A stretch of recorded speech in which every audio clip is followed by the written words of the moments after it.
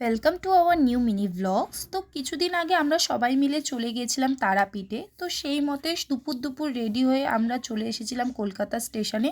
বেশ কিছুক্ষণ অপেক্ষা করে আমরা এখানে ফটো তুললাম। তোলার পর আমার মা এই দেখো হাত দেখাচ্ছে, আর আমার বোন যা এক্সাইটমেন্ট টেনে ওঠা যেন, বিকজ আমরা ফ্যামিলি ট্রিপ হচ্ছে অনেক দিন পর।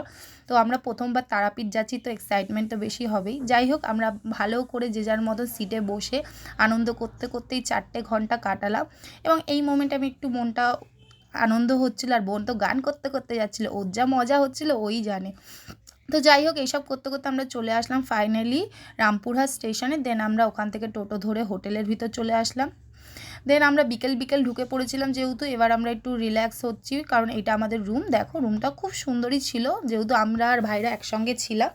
তো এইভাবে আমাদের আজকের দিনটা জার্নি ছিল। ভিডিওটা ভালো লাগলে অবশ্যই লাইক করো, এবং দেখা হচ্ছে নেক্সট পার্টে। বাই, স্টে টিউন এবং